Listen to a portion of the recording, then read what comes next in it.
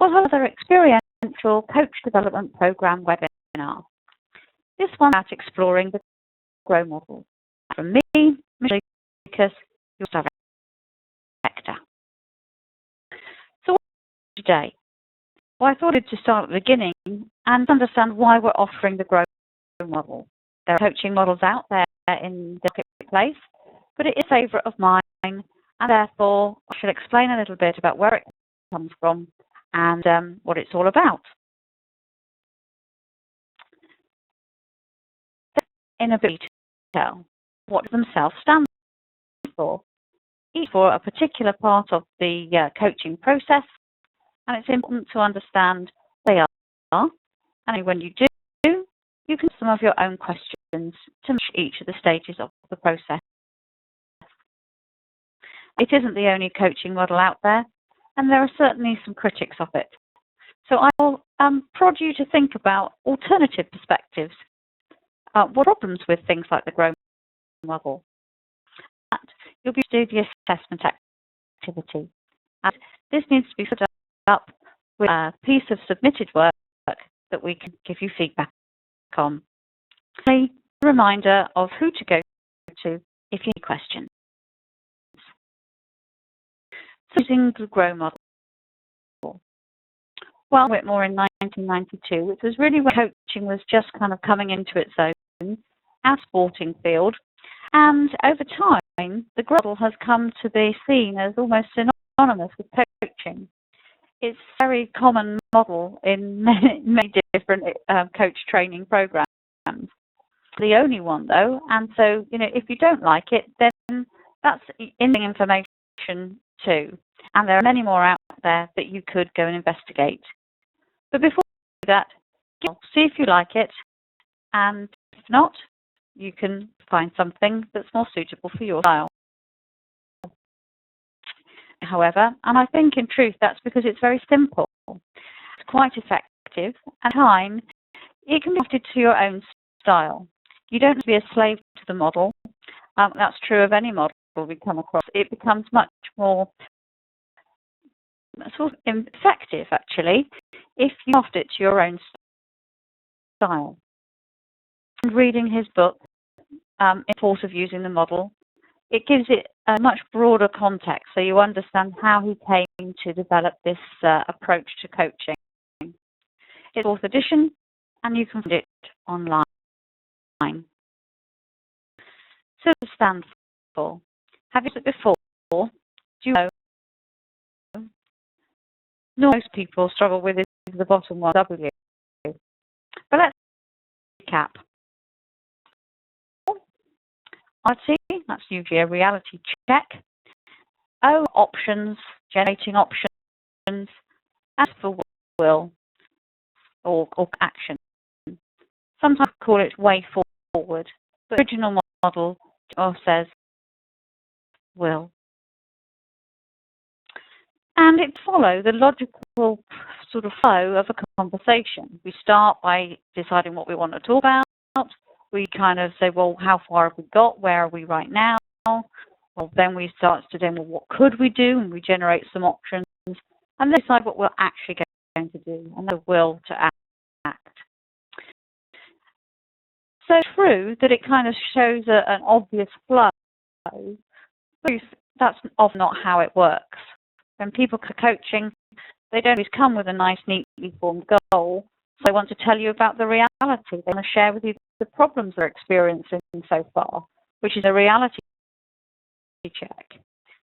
They've gone through their current situation that they're ready to stand back and think, okay, so what do I want to do that's different? And they've established a goal. Similarly, some people come and their head's in a bit of a spin. They've got far too many options, perhaps, and that is actually first and foremost in what they could do. And so actually, again, you might have to work backwards to say, okay, well, what's really going on here? What's the situation? What resources do you have? And from there, back to the goal. What do you want differently? What I'm saying, really, is that reality is more fluid than the model would suggest. And that's into kind of work your own way through the model and more comfortable that actually when you're back at a coaching conversation, you may have covered off all of the items, but necessarily in the order that they're presented. So the model, I think one of the reasons why it's taken hold and people like it is because actually it applies to many of our kind of everyday conversations. It's a normal business meeting. What questions might you ask that fit the GROW model? In a business meeting, you might say something, okay, so what are we here to achieve today? What are we eating? What do we want out of the away day? You'll have a goal in mind. Reality check. So what have we done so far? What is going on in the organisation that might impact on what we're trying to do today? So round the table, everybody putting in their ideas of what you could do differently, and there's a kind of process by which you narrow it down until you get to a point of what you're actually going to do. And from you'll have probably actions and also, importantly, those actions. A business meeting might follow the flow of the model. Take a moment and think about the last business meeting that you attended. What could you generate that with the GROW model? Pause and pop that in your reflective journal when you move on. Let's just work example. Time management, for example. Maybe somebody's come to you because they'd like to improve their time management abilities. Your goal could be, well, if we work together successfully, what would be different about how you manage your time? You'll look forward and imagine what would be different and set a goal. It can be in the reality check to find out what's already happened topic. So, for example, has your client attended any training on time management? If you have, then you don't need to waste time going back to basics. But surprisingly, many people haven't had training on a particular topic.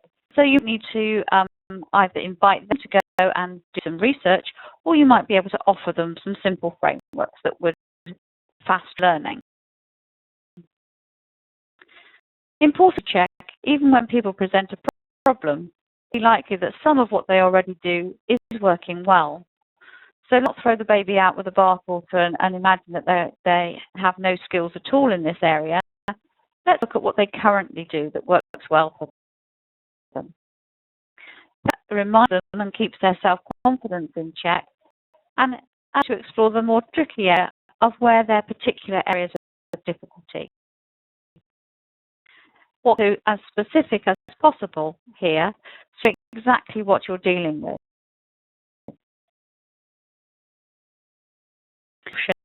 And just because they're stuck with something, might they have no ideas at all about what to do? They might have ideas already, but they're unable to implement them, in which might be quite an interesting area of exploration.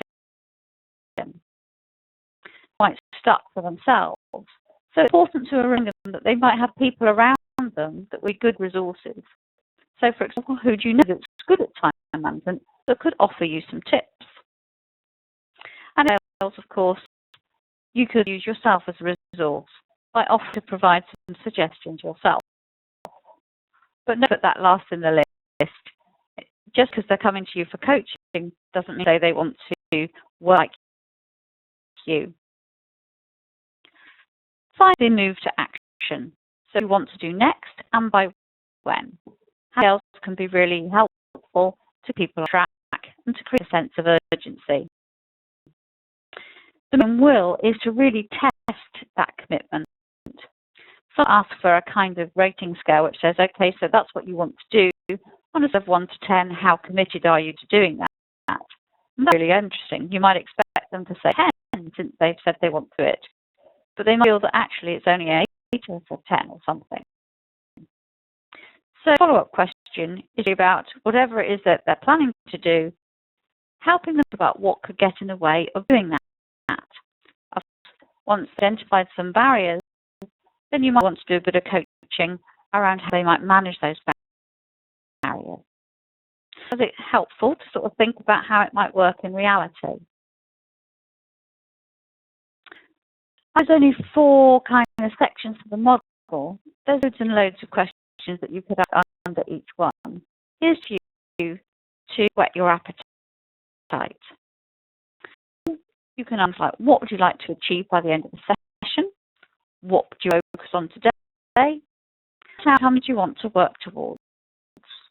Or them to articulate a target. In reality, what's the quo? Already, what is it we can work with? Here and now, and understanding where they are in their journey. And what do you do? Brainstorm some ideas. Or think more laterally. How do other people deal with it? Finally, help you consider what we're doing now, or what's your step. For some people, it's a big issue working with. They need to take baby steps, so understand what's possible for them. And as always out what could get in your way.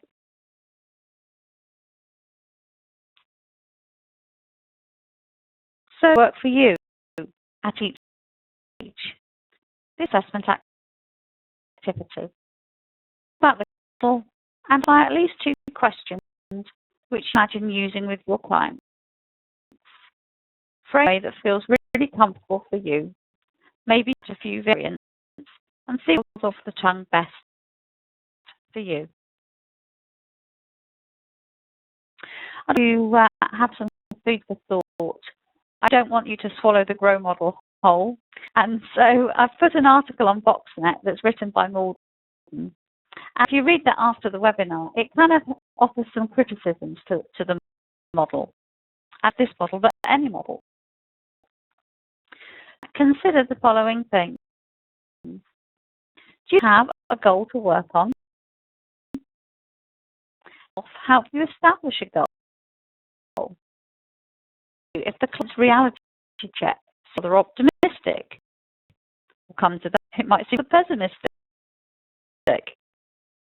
If the client can't come up with any options, what would happen? Commits to action and deliver.